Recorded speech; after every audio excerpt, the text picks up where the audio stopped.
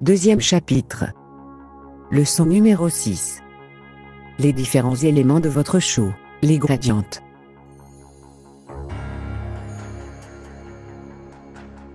Dans cette leçon, nous allons voir comment créer un layer de couleurs dégradées ou gradient, ainsi que comment le modifier pour obtenir l'effet désiré. Mais qu'est-ce qu'un gradient?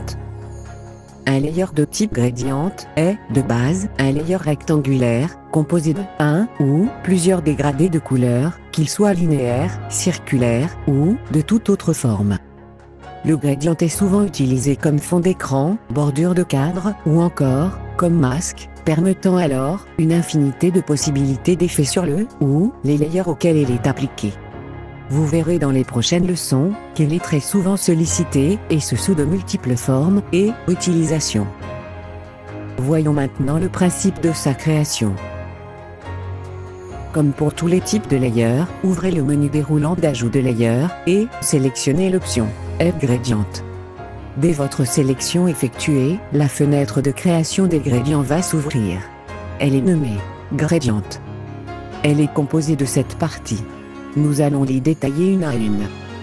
La première, à gauche, est la zone de sélection des couleurs prédéfinies. C'est la liste Preset.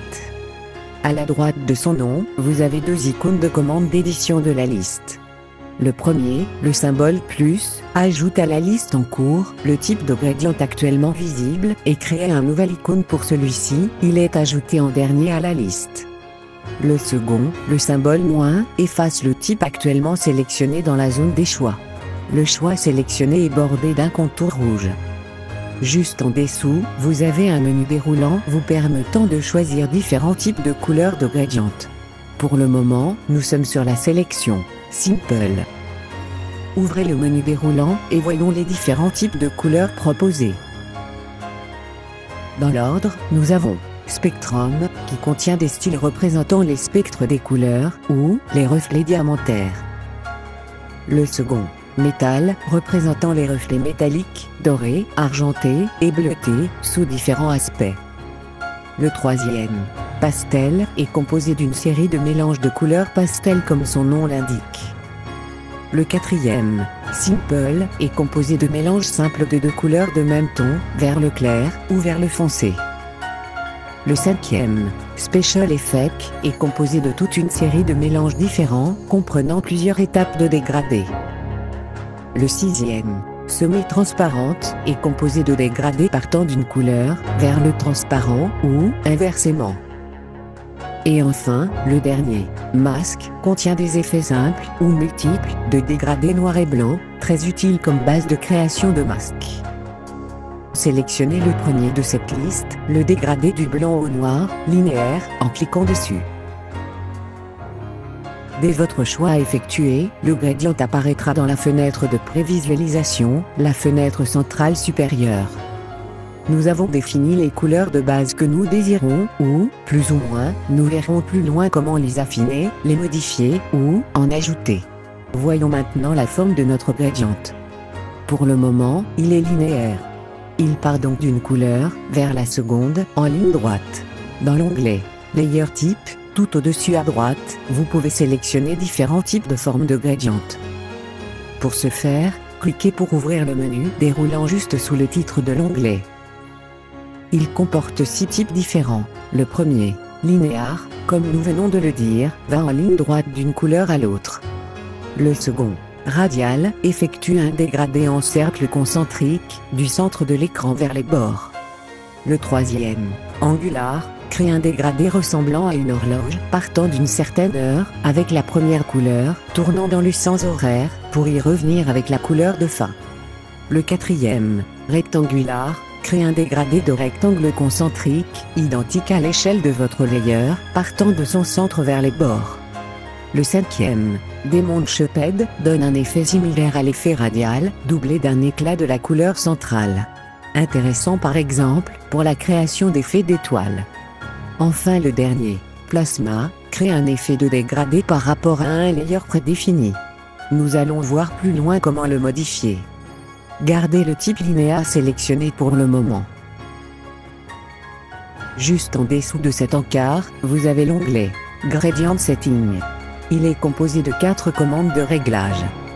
La première, Resolution, vous permet de redimensionner votre gradient à la taille de votre choix. Pour exemple, créons un gradient de forme carrée. Modifiez la valeur de x, la première, pour qu'elle ait la même valeur que y, c'est-à-dire 720 par 720. La taille est exprimée en pixels et non en pourcentage d'écran. Voyez le résultat dans la fenêtre de prévu. Votre gradient est maintenant de forme carrée et est au bord à bord avec les limites horizontales. Cliquez sur la flèche anti-horaire pour réinitialiser les valeurs par défaut. La deuxième, Position, n'est accessible qu'avec 4 types de gradients: le radial, l'angular, le rectangulaire et le diamond shaped.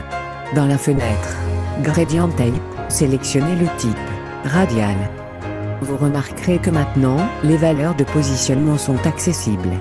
Elles sont de base 50 par 50. Ces valeurs-ci sont-elles exprimées en pourcentage d'écran et positionnent le centre de départ du dégradé de votre layer. Pour l'axe X, la valeur 0% se trouve au bord gauche de votre show et la valeur 100% au bord droit. Pour l'axe Y, la valeur 0% se situe au bord supérieur et la valeur 100% au bord inférieur de votre show.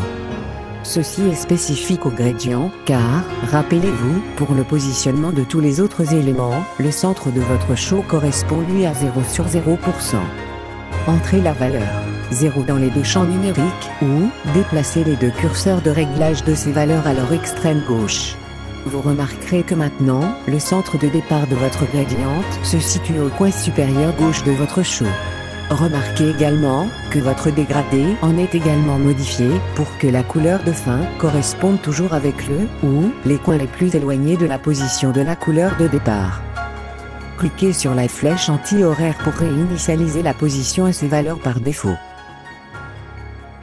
La troisième, Angle, n'est également accessible que pour 2 types de layers, et son comportement est différent pour l'un et l'autre. Le premier type pour laquelle cette commande est accessible est le type linéaire. Elle vous permet de choisir la direction de votre dégradé. À 0 degré, il est parfaitement horizontal, partant du bord gauche, pour se terminer au bord droit. La rotation étant sur base trigonométrique, et donc, le sens anti-horaire, si vous ouvrez le curseur de contrôle de cette valeur, par un clic sur la case numérique de celle-ci, et le déplacer de l'extrême gauche à l'extrême droite, vous ferez pivoter votre gradient d'un tour complet dans le sens contraire des aiguilles d'une montre. Par défaut, la valeur angulaire d'un gradient linéaire est de 332 degrés.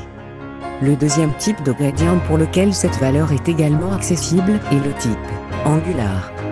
D'origine, la valeur d'angle est de 0 degré, et les positions de départ et de fin correspondent à 9 heures sur une horloge.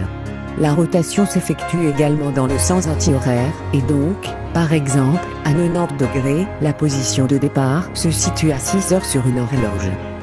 La quatrième et dernière commande, CID, que l'on pourrait traduire par forme de dispersion, n'est accessible que pour le type plasma. Elle contient le numéro de type du CID utilisé. Par défaut, c'est le type numéro 0 qui est sélectionné. Pour modifier l'effet, soit vous entrez directement la valeur désirée dans la zone numérique, soit vous cliquez sur le bouton Random pour sélectionner une valeur au hasard. Effectuez-y plusieurs clics pour avoir un aperçu de cette commande.